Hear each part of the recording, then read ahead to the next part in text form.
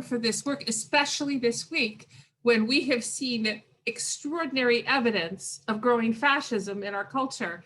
I'm reading from the new collection called The Bunker Book, and most poetry books don't actually sort of have a narrative core to them in quite the way that this one does.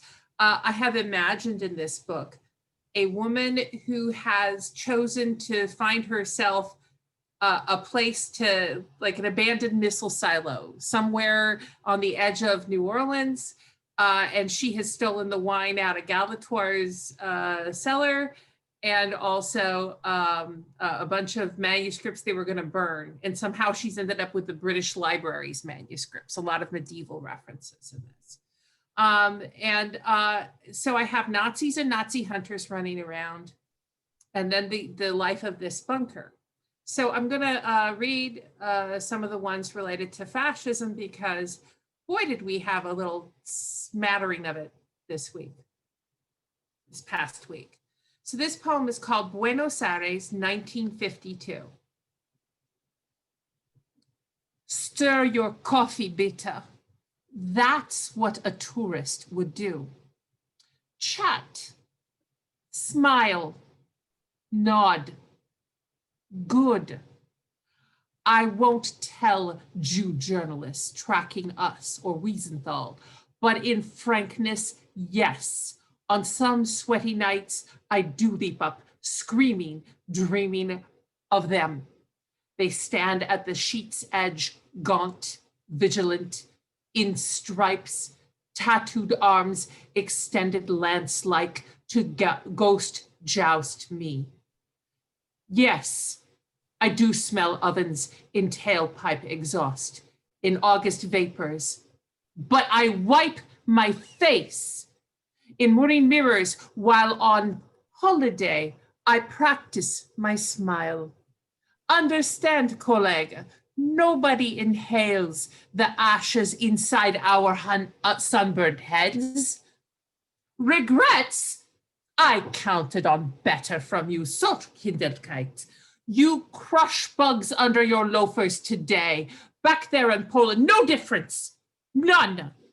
That tango music gives me hot headaches, not remorse. What days? Don't you recall our weekend picnics there? Just us and Georg and the lady guards on that hillside, just upwind of our work. Such fresh raspberries. We were baronets. I regret it ended. Soon they'll capture us, Nuremberg us, yes. But who can kill us? What we have done, they themselves will do soon. Perhaps they'll peter out, tired of chasing philosopher knights. Inscribed never forget, but they will forget. They think they're cured, but we're not the plague, we're just the buboes. They circulate us in their own blood.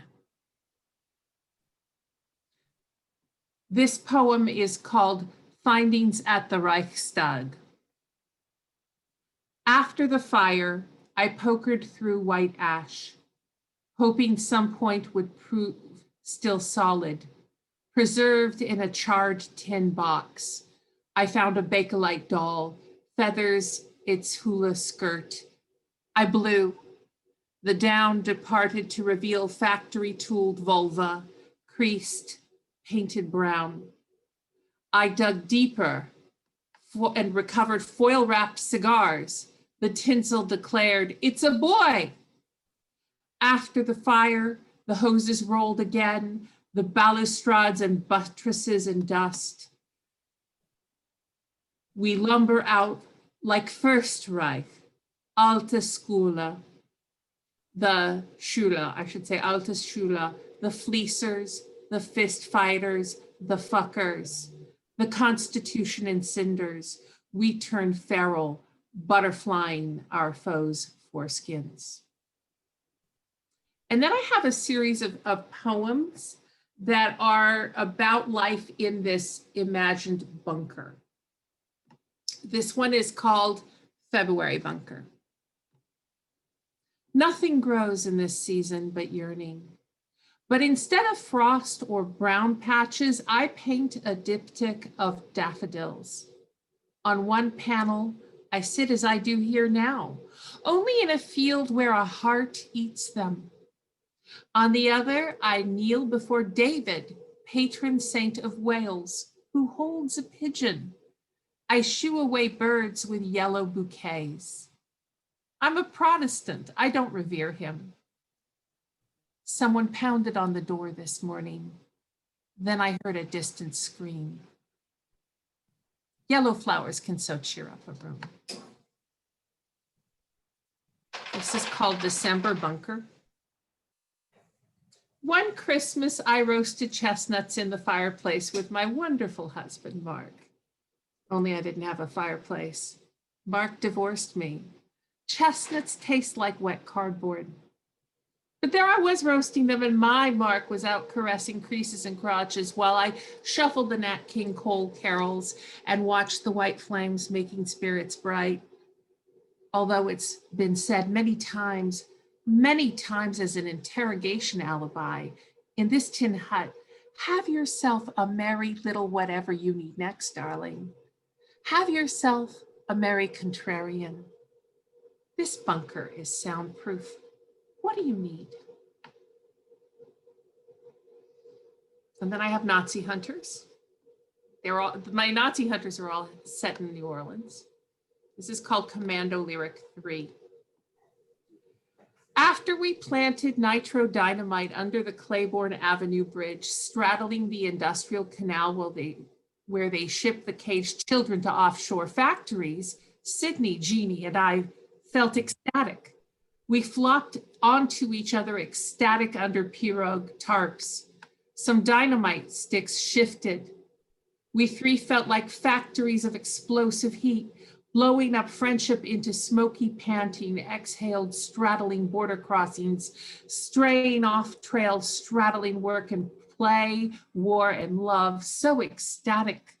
We three passed so close to death. Chiron's ship reserved staterooms for us on dynamite planting nights. They had no prints, these factories, only our blurred shadows on factory webcams, but the cops still smelled us straddling our graves. The thrill of it sparked dynamite. Back in town, Sydney and I, still ecstatic, started kissing near the New Orleans ship dry dock. We kissed Jeannie, who worshiped us both. We streaked into that factory abandoned on Chapatulas, ecstatic from the taste of each other's skin, straddling and cupping one another's dynamite. Later, when Sydney left on Canal Street, Jeannie leaned into me, sighed, "Smell my hands." I lifted them each up to my nostrils. Citrus nitroglycerin and oil soot infused sweat juice shed, releasing captives. This is called Commando Lyric 2. Mad walked with me, wheat pasting one evening. Put on your shiny dress, wear rhinestones, I instructed. That way they'd presume us just hookers headed to those brass soirees on Clara Street near the Superdome. Mad whipped out one of our posters for peace. I held up tail ends of my fox stole like wings, shading her movements. I giggled at it loudly, "Oh, quit it!" Then whispered, barred teeth, "Cops." Mad peered over my faux fur fence. Cops? Where? I tilted my head right, swinging my earring. 2 o'clock, 2 in denim. Cops? No, construction workmen, don't you think? After 6 p.m., cops. One lifted his coffee to his lips. Mad saw his holster. Cops, I hissed again, straightening her hems as if we shared swanky destinations, chock full of champagne and vodka cocktails. Down here, I have stocked plenty of champagne. I will save it for the last evening.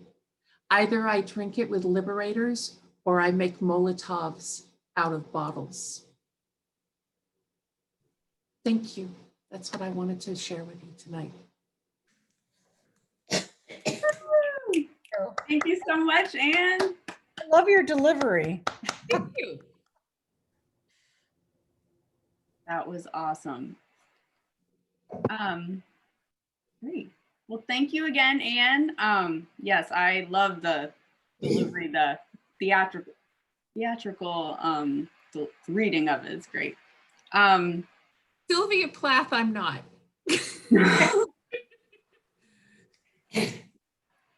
All right, and you know what I think I did that I also did last time you read, Anne, is I pressed record after I read your bio, I think. So maybe one of these days I'll get it in the recording, but sorry about that. So next we have Pamela. Let me get the, there we go. All right, can you guys still see me? Because I can't see you right now, but all right, here we go. Pamela, now is it Ebel? I'm not. Ebel. Ebel, okay. Pamela Ebel was born in Northern California. She moved to Louisiana at 21, receiving an MA from LSU-Baton Rouge and a JD from Loyola New Orleans. Her careers have included lawyer, university professor, law school associate dean, owner and producer of CLE programs, and now fiction writer. Her poetry has appeared in the Delta Poetry Review. A series of short stories appear in various publications. 3 of her stories were published in the 2020 BOULD Awards anthology, which launched on Amazon in November, with one of the stories taking second place. She travels between New Orleans, California, Alabama, and the Mississippi Delta, sharing tales from the crossroads of America. And like the ancient Greeks and the Irish, as a Southern writer, she knows you can't outrun your blood. Pamela? Thank you very much. I decided tonight that I would do my short stories, a couple of them. One of them is the one of the 3 that was published in the BOULD anthology this past year that took second place, much to my surprise. And then I have another very short story. I do a lot of short fiction between 500 to 1,200 words. And any of you who write know it's very hard to do short fiction. So my first story is 2 heads are better than one. Mac looked up at the sun as it crept through the window, stretched, letting the rays warm his face. He loved watching the sun and the way the sky changed colors as it rose higher. He liked imagining where it had traveled from to get to him. Mac would have loved to travel, but his brother Jack said they were fine where they were. Turning to look at his twin brother and hoping not to wake him, Mac wondered how they could be so different. Jack hated the mornings and the sun. Said it hurt his eyes and everyone should be able to sleep late and not be bothered. Just about everything that Mac loved, Jack hated. Mac loved books and stories. One of the caretakers where they lived used to take the brothers to her book club, where the members took turns reading from a selected book. Mac had fallen in love with Wuthering Heights. He dreamed of being Heathcliff when he finally reunited with the love of his life. He dreamed of walking the moor and seeing the huge waves crash up the heights as he stood with his ghost lover. Jack snarled that he was really stupid for wanting to be a character that ended up dead. But considering his life with his twin, Mac often thought that death wouldn't be all that bad. Being a twin was sometimes bad enough. Being a conjoined twin was far worse. Mac and Jack were not considered candidates for separation because they shared so many organs. So they lived together, tied together. And that meant Mac just had to imagine a life on his own. Will you stop squirming? It isn't 8 o'clock yet, and here I am awake. What are you doing over there? I was just getting into a good part of my dream. Jack scowled and narrowed his eyes as he looked at the sun. Mac put on his usual smile, hoping it might improve his brother's attitude. Good morning. I was just watching the sun come up and wondering where it had been in its travels. How about going out in the yard for a bit? Yard? I don't want to go in the yard. It's dirty. Besides, now that you woke me up, I'm starved. I need some breakfast. You're always hungry, and you always eat first. There's never much left for me. I get hungry too, you know. Well, that's too bad. We've had this conversation a lot of times. I'm older than you, and I need more food. Mac frowned at the thought of Jack always taking the food tray and keeping it to himself. If you want your own food, let's get another doctor's opinion and get the surgery done so we can finally have our own lives. Then you can eat what you want, roam around wherever you want, and read your stupid books. I'm sick of you waking me up to stare at the sun and to try to roam around outside. What do you think? Jack asked, offering a sly smile. You know that one of us would probably die. We can't do that. Mac turned his head away from Jack's grinning face. He knew that his brother had tried to find ways to get rid of him when no one was looking, and so he had become very careful. It was only a week ago since Jack had pulled him into the swimming pool and tried to hold Mac's head down. A caretaker had appeared, and Jack apologized, saying it was a mistake. But Mac knew better. The sound of the door opening had the brothers leaning up and turning to see what was going on. One of the caretakers had appeared and was carrying the breakfast tray. Good morning, gentlemen. How are you feeling today? I brought your breakfast a little early because we're going to have some visitors shortly. Seeing that Jack had already moved over to the tray area, she shook her head. Jack, you really ought to stop being so piggy. Your brother ought to be able to eat at the same time. Just then, the door opened and Dr. Collins, the head clinician, led the way, followed by a group of students from a local grammar school. As you can see, the twins are very unique, and we're lucky to have them here. As Dr. Collins continued to explain the medical phenomenon, the group pushed in closer to the breakfast tray and looked at the warming.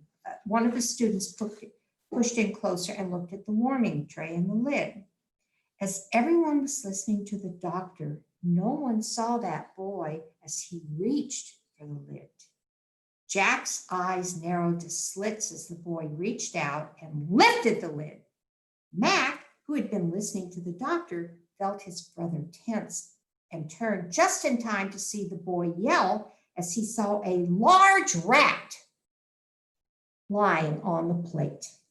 And Mac pulled with all of his strength as Jack jumped forward with fangs out, aiming at the boy's hand. Mac pulled back so that Jack contented himself with sinking his fangs into the rat's neck and continued with his breakfast. Well, Ronald, as we told you before we started this tour, there is a reason to keep your hands close to yourself.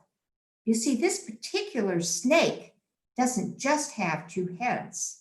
Each of them has their own personality, and each does his part to help them survive as a pair. But Jack there, chewing away on the rat, he's the dominant personality. And he has a nasty temper. Mac has just the opposite temperament, and he just saved your life. Copperheads are deadly. And in this case, you're lucky that two heads are better than one. But there is some good news. We've been given the approval to try a new surgical procedure to separate the twins. It's being developed to use on human infants, and it has about a 98% success rate. So Mac and Jack may soon be able to live their own separate lives. With that, the group of wide-eyed students backed away from the snake as Jack stopped eating long enough to rear up with bloody fangs. When they were alone again, Mac listened to Jack for a bit and then turned away and rested his head on his favorite stone. The one his caregivers had said came from the English moor. He thought about Dr. Collins' announcement. He knew Jack hadn't heard it because he was too busy eating the rat. As the sun spread over him, Max smiled and began anticipating the upcoming surgery. He realized that the survival rate would be much better for just one of them. And he started thinking about what life-threatening allergies Brother Jack suffered from. Yes, in this new situation, one head would truly be better than two, and his smile grew.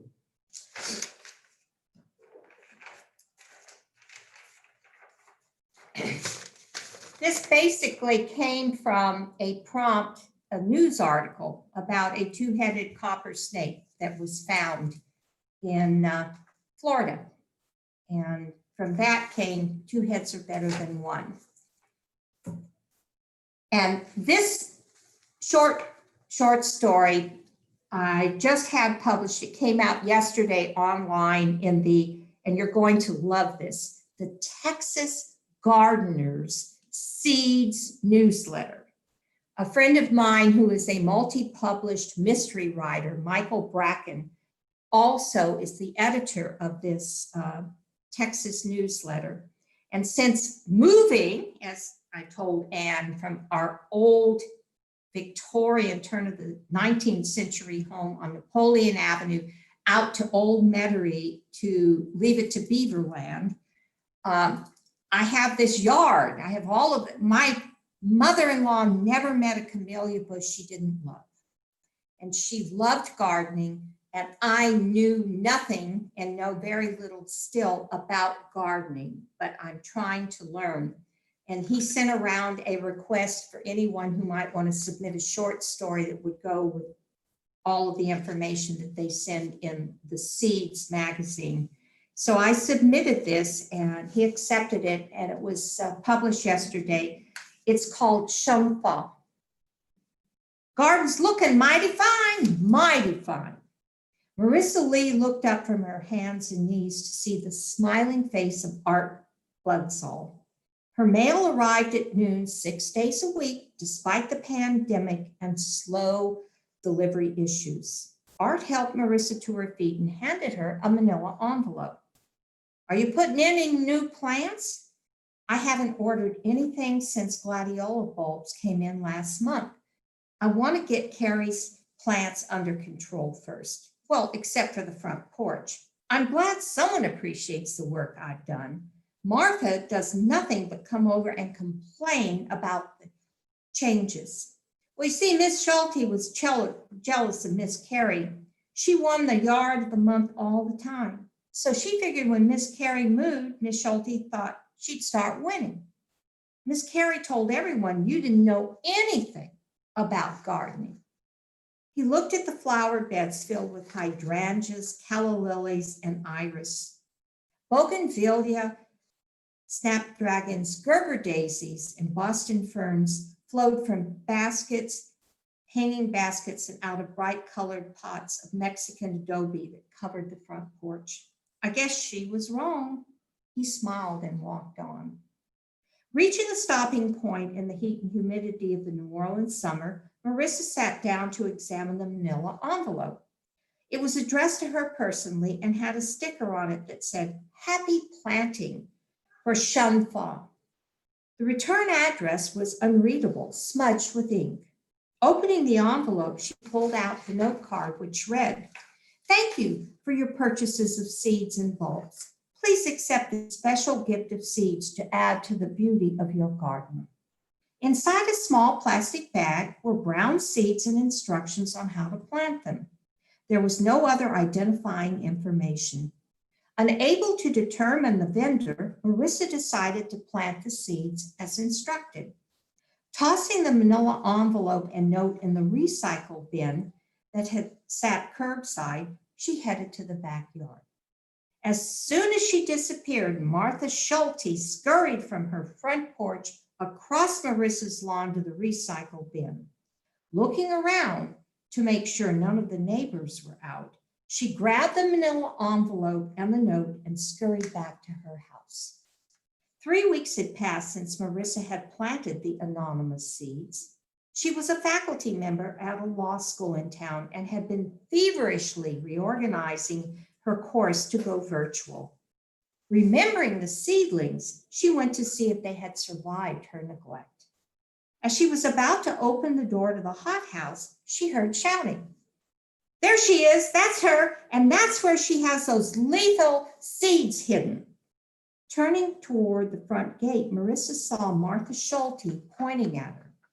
She planted those Chinese spy plants, and that's where the virus is coming from. I read it on Facebook. Pushing Martha back, 2 men in suits headed down the walk, followed by a man in a hazmat suit. Stop right where you are, miss. We're from the FBI. I'm Agent Hessen. These are Agents Bloom and Smith. They held their credentials out for Marissa to read. Miss Schulte contacted us after she saw you receive this envelope and note. We believe that the Chinese are behind a mail scheme to ship seeds with a virus that can spread to crops and people. We believe you have such plants. Agent Smith in the hazmat suit is going to secure those plants, and then you're going to have to accompany us to headquarters for questioning. Martha was gloating in the background, and Marissa was about to put on her lawyer hat when a voice from behind stopped everyone. What on earth is going on here?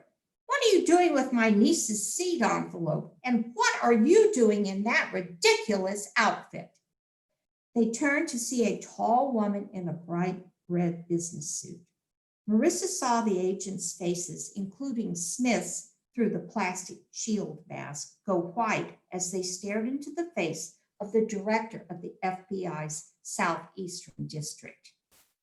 And Anita, these gentlemen seemed to think the seeds that were in that envelope are poisonous, some sort of Chinese plot. I planted the seeds, but I haven't had time to look at them. Who told you such rubbish? The director demanded, grabbing the envelope. Everyone turned to see Martha's back disappear around the front gate. I sent these seeds to my niece as a housewarming gift. I used the nursery you told me you liked best, dear. And if my timing is right, these terrestrials should. She pulled open the hothouse door and there were 4 beautiful orchid plants. These are Papaphodilium Chamfa goldens. The variety originated in 2005, but these are from a farm in Oregon. I heard about this operation. I couldn't believe it. You 3 need to return to the office and prepare a report and meet me in 2 hours. The agents exited the yard with profuse apologies. Antonita shook her head. The crop just isn't what it used to be. I am sorry, dear. I hope the plants make up for this mess. Marissa started laughing as she and her aunt carried the orchids into the dining room. It's fine, Anita. I needed a good distraction. And for your trouble, please take one of the orchids. After her aunt left, Marissa selected another orchid plant and walked next door to Martha Schulte's and rang the bell. Martha answered the door, but stepped back as if the plant was indeed poisoned. This orchid is a gift for you, Martha. It is a Chamfan golden. Chamfa means prosperity in Mandarin. And as we say, Marissa held up her hand in the Vulcan salute. Live long and prosper. And that's it. Thank you, Pam. You're welcome. Awesome, and congrats on the publications. Thank you. All right. So I guess I'm up. So I'm gonna read my bio in the third person just because why not? Okay. Andrea Panzeca, a teaching artist with KidSmart, earned her MFA at the University of New Orleans, where she was associate nonfiction editor of Bayou Magazine. Oh, okay, sorry, I thought I was muted for a second. Bayou Magazine. Panzeca has published memoir, scholarship on Zora Neale Hurston, and 2 poetry chapbooks, Rusted Bells and Daisy Baskets, and Weird Joe Pesci. She's vice president of the WNBA national organization and president of the New Orleans chapter. Okay, so I've been in a reflective mood lately, so I'm gonna read from these chapbooks. Yeah, so I'm just gonna read one poem from each. They're a little longer and I just mean more than 1 page, but not too long. So here we go. All right, one more time for Pelican Drive. Thank you greatly, God Almighty. You put me in my place in Central Florida on Merritt Island, like a 1-island archipelago connected by a torso. I look at maps like porno mags, but you had plans for me, kept all those falling rocket boosters from landing on me, gave Franny the disposition to ignore her little sister when I would want to wrangle or make smoke, as I called it, like fights in Looney Tunes. My neighborhood was active. We almost had Olympics to rival Barcelona's in '92. I remember all their pools. Of those attending Audubon Elementary, the lucky had Miss Rossi, who took her students to Mosquito Lagoon, the Cocoa Landfill, the water plant, and best of all, the woods behind the school, where the 2 legs of the island meet, the crotch, as you might call it. She also took us to the swamp.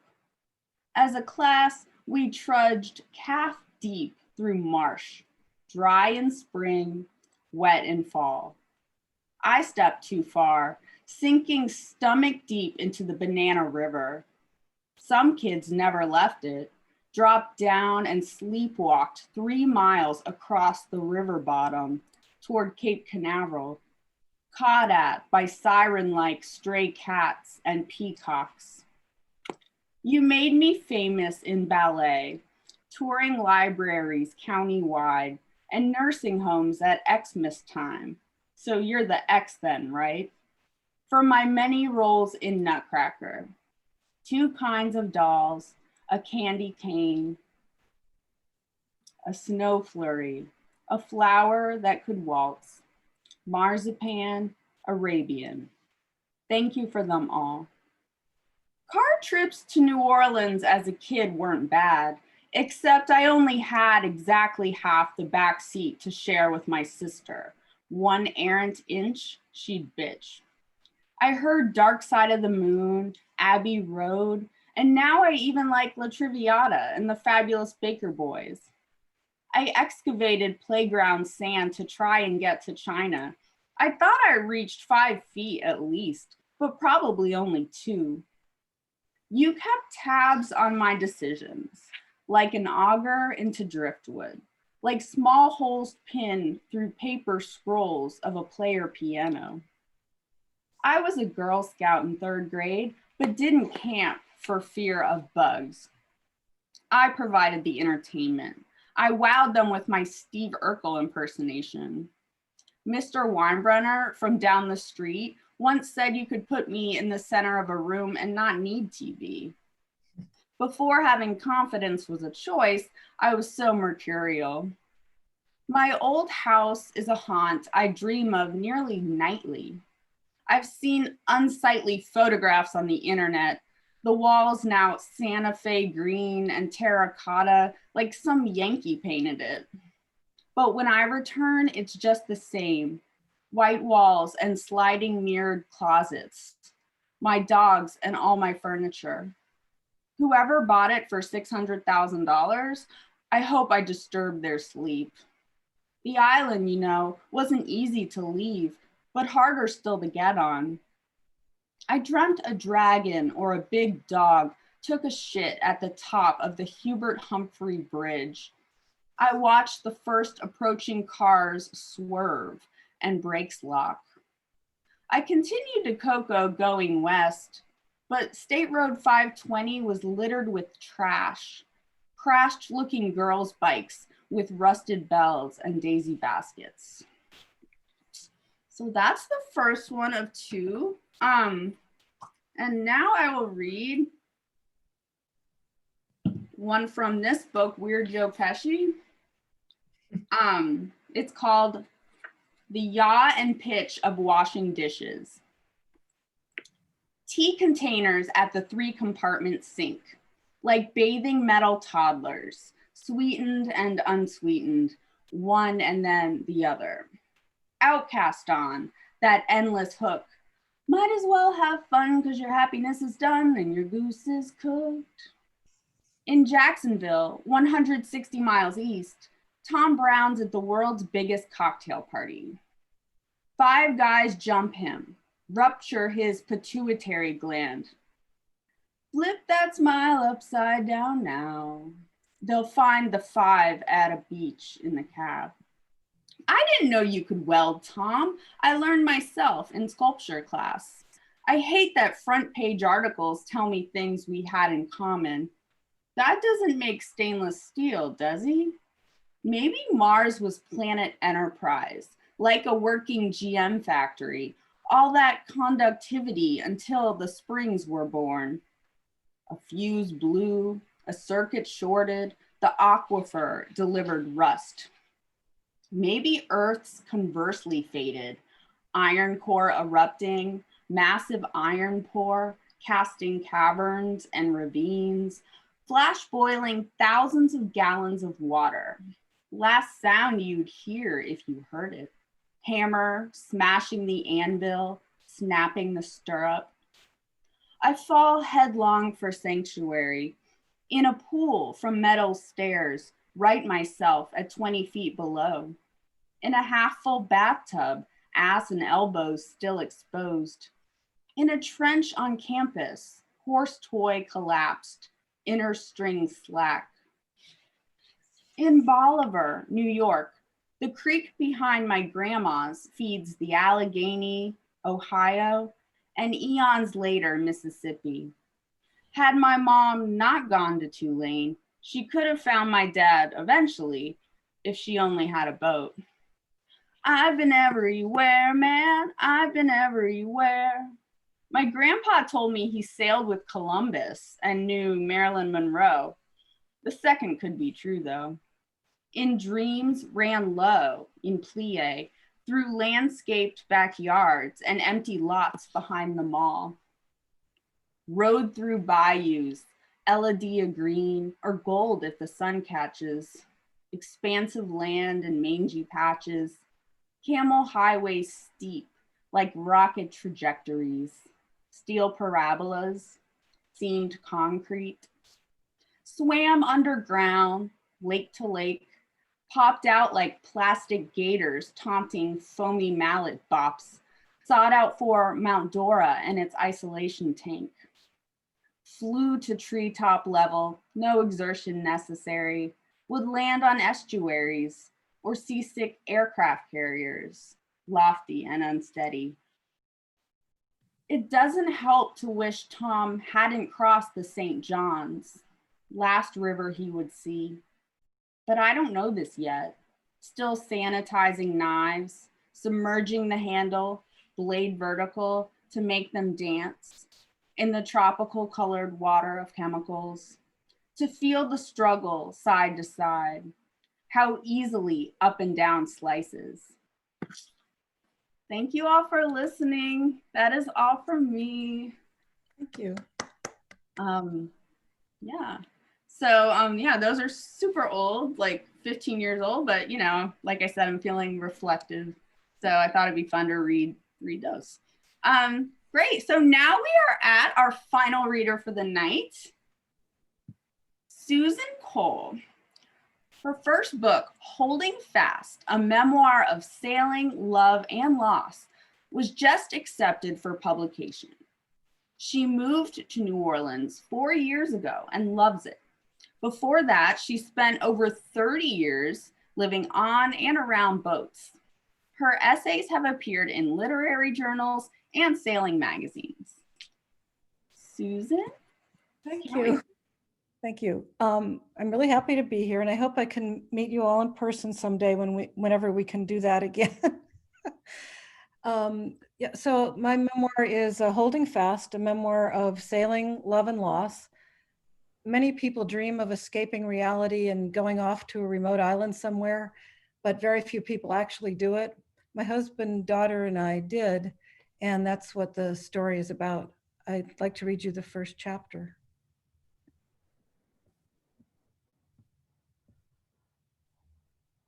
One Saturday when we still lived in Connecticut, my husband John and I took our daughter Kate, 7, to Mystic Seaport. And as we reached the town of white picket fences and tidy window boxes of petunias, geraniums, and zinnias, John turned to Kate in the passenger seat and said, "In a few weeks, we're going to move on Laughing Goat and go sailing." I sprang to attention in the back. We had discussed breaking the news to Kate, but I hadn't known when John would do it. He had waited until we came under the spell of the tall ships and recreated 19th century village where blacksmiths and carpenters plied their trades. As usual, John took his time, raising a cigarette to his lips, inhaling, flicking ash in the tiny metal tray, flashing a grin at me and waiting for Kate's response. Though the smell of his cigarette smoke no longer intoxicated me as it had 20 years ago when we were first together, I still loved the sensual curve of John's hand around a cigarette. John was 6 when his family moved to Africa. Before they went, his mother told him about lions and tigers and elephants and snakes, anthills as big as houses, and the wild bush that would surround their new house where he could play. He couldn't wait to go. He wanted to impart a similar excitement to Kate about our voyage.